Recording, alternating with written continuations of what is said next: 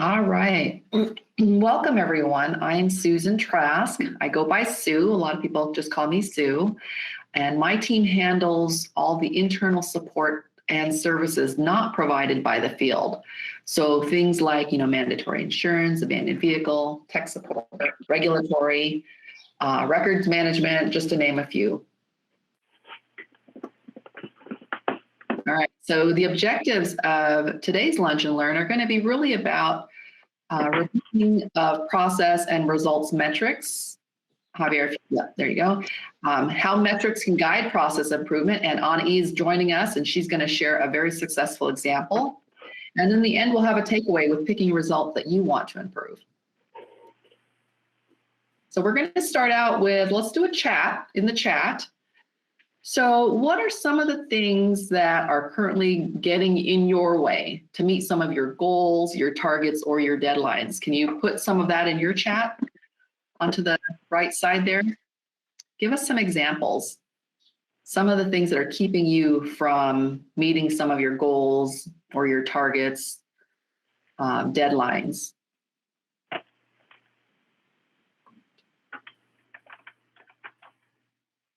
Turnover and low staffing levels, that's a good one. I hear that a lot. Not enough time, Nina.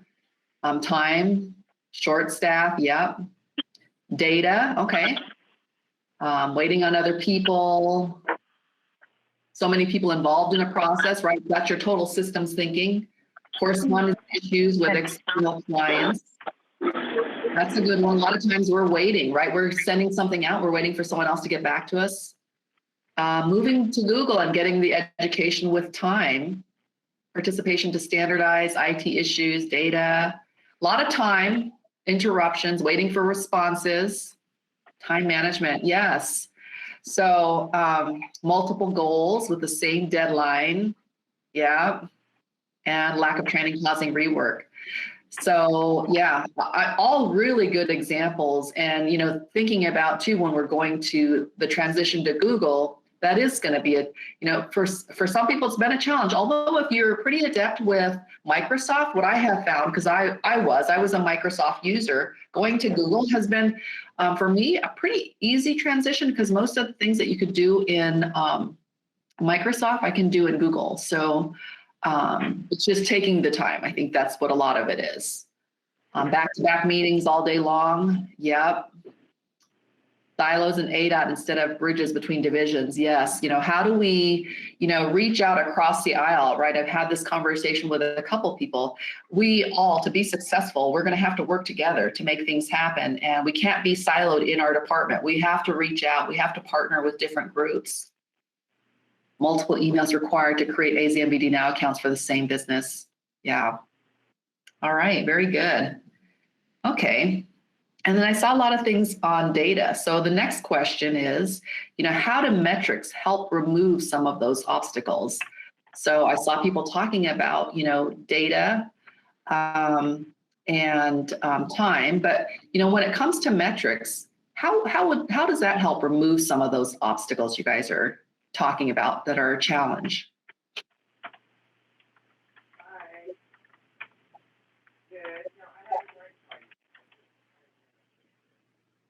Finding the root problem. Keep focus on specific things. Know where to focus. Yep, knowing where to focus is key. Yes. And having those metrics will help you know where to look, right? Clarity over a period of time. That's a good one. Mm-hmm. Yeah, having those metrics will help you look at where you came from, where you are, what gets measured, what gets done, exactly. And they do tell a story. Our metrics do tell a story. And tracking where the real delay occurs. All really good answers. Very good. Measurable behaviors. Yeah. Okay. All right, let's go on to the next slide. So when we talked a little bit about, we have AKA, right? The ADOT way, AIR, Kaizen, and AMS. It's our culture, right? It's how we treat metrics it's cultural. So there are some things, when we talk about some of the things that you guys even mentioned, Javier, if you can go ahead and click on the slide. So how do they relate to? The first one's accountability, right? Accountability and expectations, right? Accountability allows us, right? What are the things when you think about accountability, which is in the part of AIR, and you think about total systems, which is in one of the things in the Kaizen, and the last one is performance under AMS. You know, if we focus on those three things, what kind of things, when you think about accountability, what does that do? What does that help us with when we look at accountability?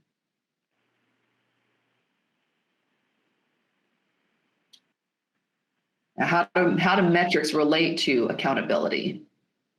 Brings trust. Yeah, yeah.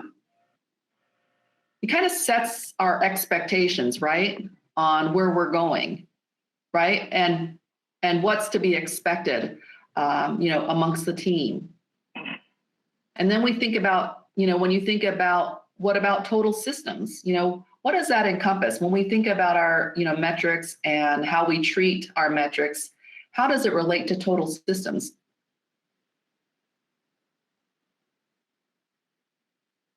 Collaborative mindset. Good data has to truthfully speak to how well we meet the needs of customers of our process. Perfect. Yes. Yes. Being held responsible for your part. Absolutely. Right. So when you think about total systems, is we're making changes as a whole, kind of what I talked about earlier, right? We're not just looking at what's going to benefit our team. It's not just a team's benefit. It's about, you know, what does it do when you look at the big picture? So if the end result is, you know, when we're trying to get our customers safely home, if part of what the process change is maybe helps one team more than the other, at the end of the day, what we have to think about is what is the end effect, right? So maybe it might impact my team a little, but at the end, it's going to speed up the process. It's going to help our customers get safely home. And so, you know, you really have to look at, you know, the total systems, being responsible for yourself, right? And when it comes to our total systems, you know, we talk about performance, right? So there's a balance when we talk about total systems, we talk about accountability. There's a balance between quantity and quality, right? I know I'm really big with my teams where we're trying to do our individual metrics and we want to just see, you know, what does good look like, right? So for us to do that, I need to be able to see, you know, I need to make sure that we have people that can not only process transactions quickly, but we also need to make sure it's done with quality, right? So there's that balance because you have to decide at what point are we willing to settle for 95% quality versus 100% quality? Because if one person can only get two things through, but do it 100% correct, but you can get another person that does 10 things through and does it 95% correct, at the end of the day, that's really where we have to, you know, decide what are we willing to accept, because there is a point where you have to make sure we can balance the workload with a number of people. And then why is real-time data important? So Javier, we're hit a couple more, one more. So when we talk about, you know, why is real-time data important? So when you think about, you know, when I'm looking at stats, I like to see them daily, right? We have daily metrics so I can monitor what's going on. What about you guys? What do you think? Why is real-time data important?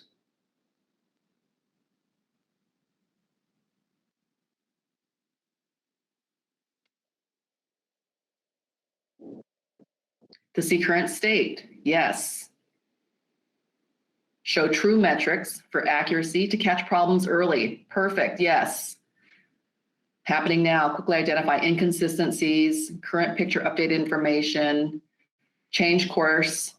So you're working through the now issue, exactly. So all of you, great answers enables a fast response time. That is really what we're looking at, right? If you know right away that something is, you know, gone off the rails, and if you can look at it and identify it more immediate, then you can do the things that you need to do to implement change and fix to close those gaps, right? It's a quicker response to close those gaps. So great answers. Yep. Information delivered immediately. Yes. Very good. Okay, so let's go to the next one. We're going to have another chat here. So 2 things, what would your processes look like without metrics, and how do metrics clarify your next steps or action? So what would your processes look like without metrics, and how do metrics clarify your next steps or action?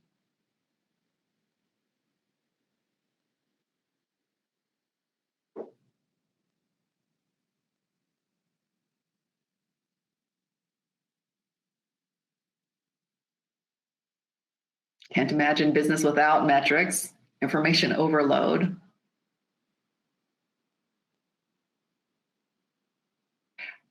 Process would be chaotic without metrics. Process would be operating in a vacuum. How to adjust to correct the course, inconsistency, would not be able to see the workload, how far behind, help identify overlaps and waste, convoluted, how to fix issue, more errors, no direction, can't measure if problem solving is working. All really good answers, because a workplace without a display of production metrics is like a car without a speedometer or a gas gauge, right? You would know where you're going, but you have no idea when you'll get there, or even if you have enough gas to get there, right? It does tell, are we behind? Are we ahead? How do we know if we're meeting our customers' needs or achieving your goals, right? We would not have good results when it comes to data, right? We would be confused. So without metrics, how do you really know what good looks like, right? What gets measured gets done. And again, process measures are called lead measures. So these are those things that, yes, identify what we can do better and move resources. When you have those metrics and you identify where your gaps are, you're absolutely right. Then you know, where do you need to move some resources? Is it a resource issue? Is it a process issue? Identifying what we can do better, move resources. Yes, man, you guys all know the answers. Would not know if too much was being asked. Right. So very good. Okay. Let's go to the next slide. All right, so good lead measures have 2 characteristics, right? There are predictive, meaning they have an impact on your goal, and your team has the influence to change the measures. While a lag measure tells you if you've achieved the goal, a lead measure tells you if you're likely on track to achieve the goal. So lag measures track the success after the fact and the results, and these lags are measures you can spend time losing sleep over, right? When you think about some of those numbers that you're looking at, it's your end results. The metrics should be the kind that help people understand your current condition, or performance, with the ability to take corrective action early to make sure we can influence some of those processes that drive some of those metrics. A lot of you say a lot of that, right? Metrics show where you improve. They show where you need to, change resources. If you want to improve a result metric, you must identify the lead or the process measure to work on.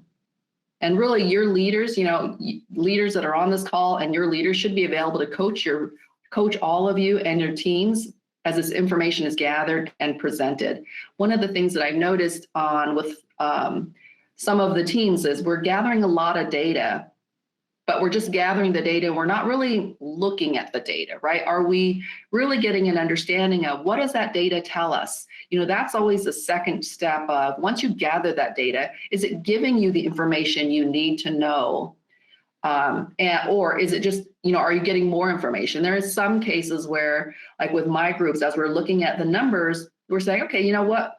Maybe this isn't as important, right? Because I don't want people just gathering information just to be gathering information. I want to make sure when they're gathering information, it's information that's going to make sense.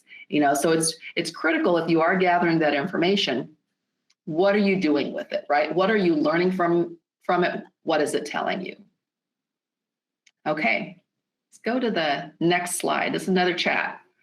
So what are some of your own process and results, like your lead and your lag, right? So everyone can put in some chat, share with me what some of your own process, your lead and lag, and your results are. Like, what are you looking at, right?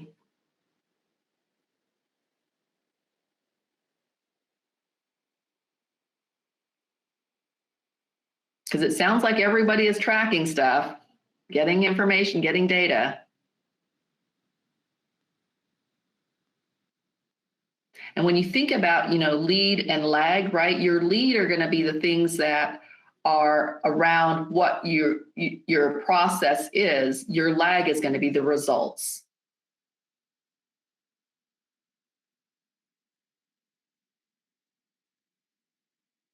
Gaps between lead and lag. Tickets open versus tickets closed. Yep, to make sure we're working through them timely. Yes. And that's a good one too, because sometimes it's, you're also looking at dates, right?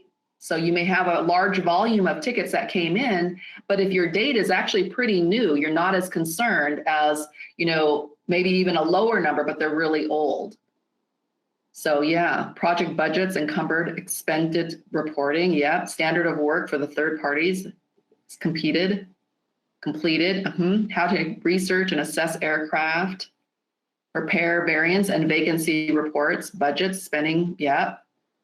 Lead virtual inspections. The lag is your backlog. Yeah, because you're going to see what you need to do. And hey, your result is you may have a backlog, right? Recruiting time to fill.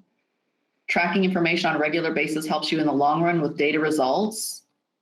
ADA combination, requests coming in, closing before 30 days. Yeah, so you're trying to measure, right? You have a goal that you need to make sure they're closed before 30 days is up. So your lead is going to be how many are you closing? What's the aging of them? And then your lag is going to be where did you land, right? Did you get them closed before 30 days? Or are you beyond? Number of roadway fatalities is your lag, and the countermeasure improvements implemented, it's your lead. Applications received versus applications rejected and processed. Yep. Customers requesting a DL and the process to get it to them. Very good. Okay.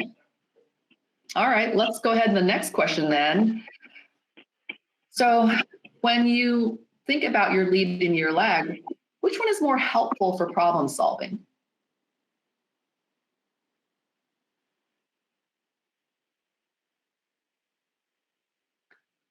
Lag.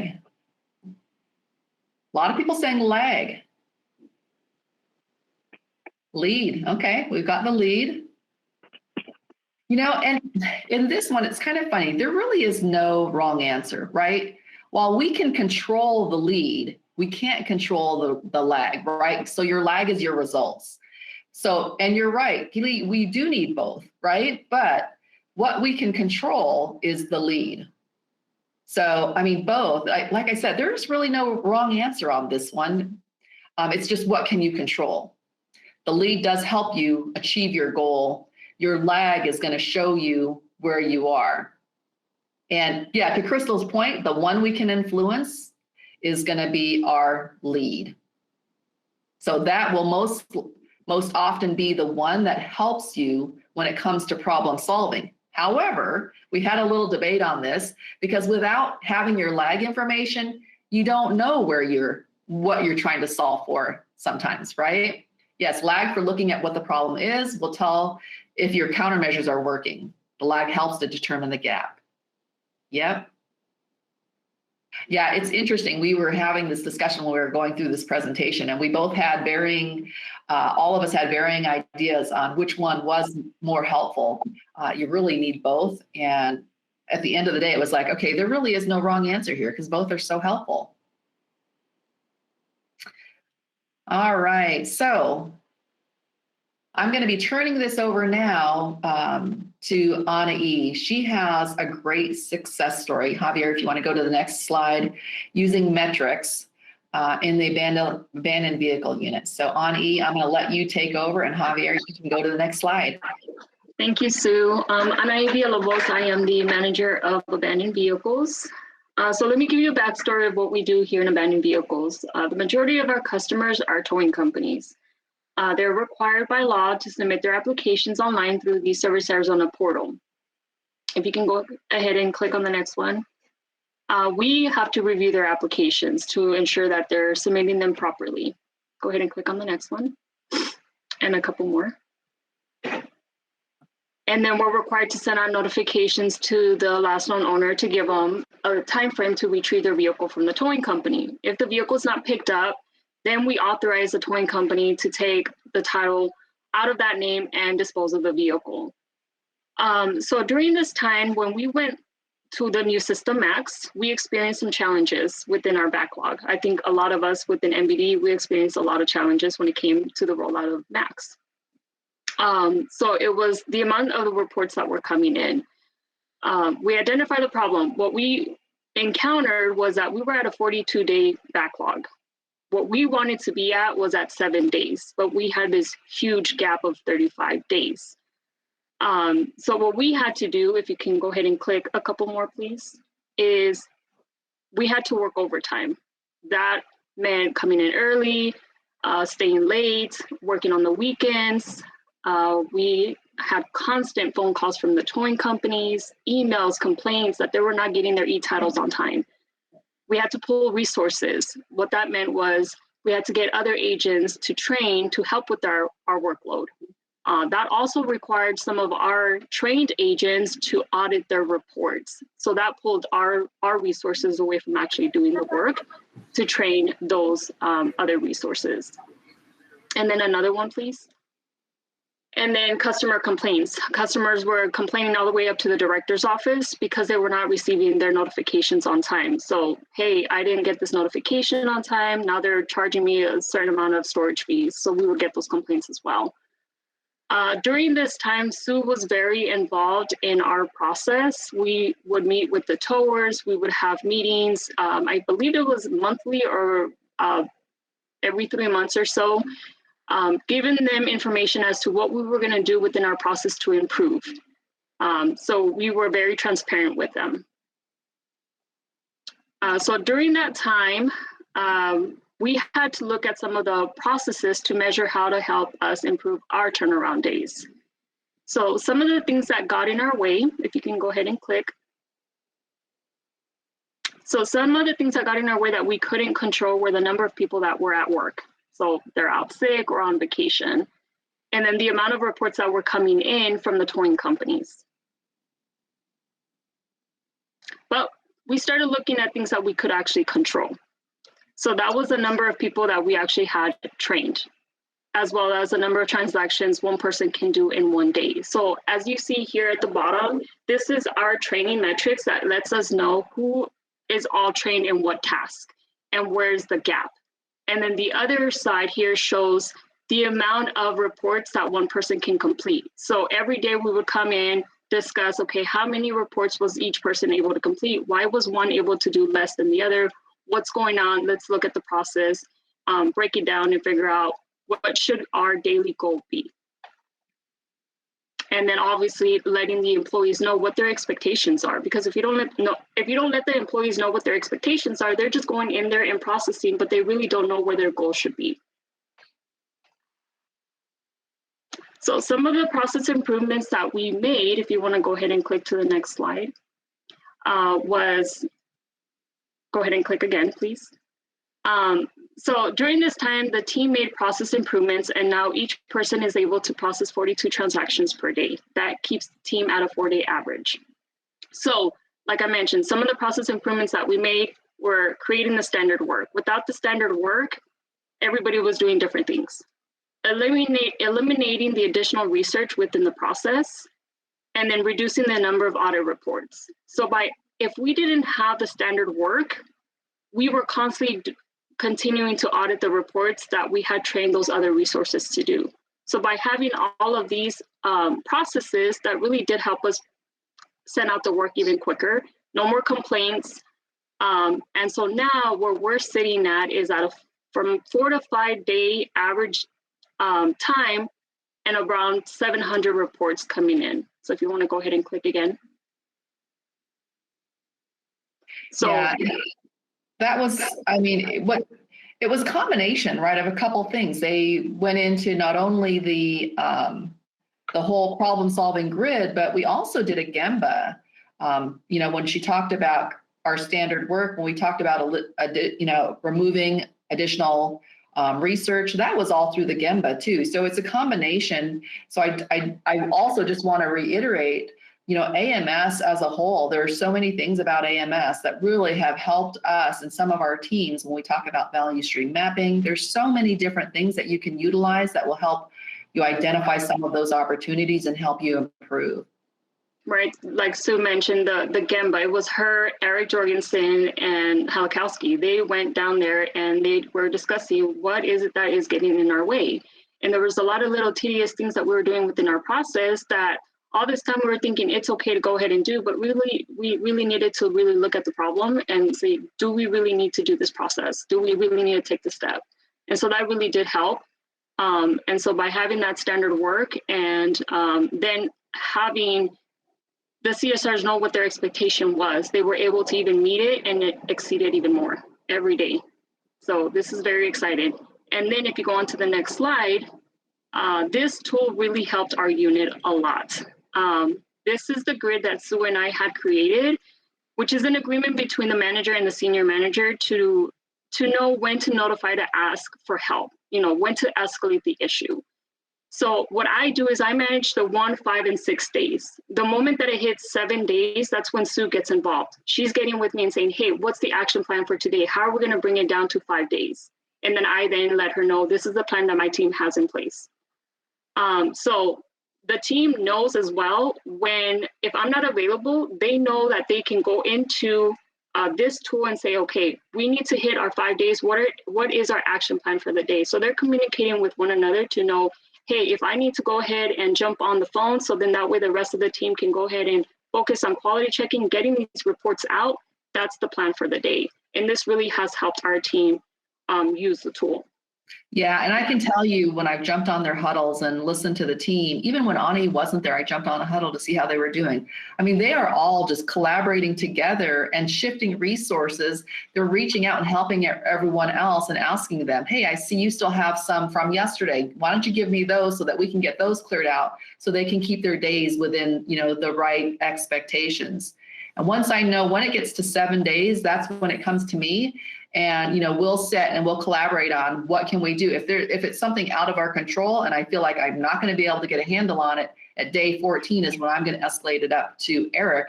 And I have a discussion in his huddle. We have our daily huddle and we talk about those kind of things as well. It's a great plan. And you guys have to strategize on what those levels are going to be where you go to escalation.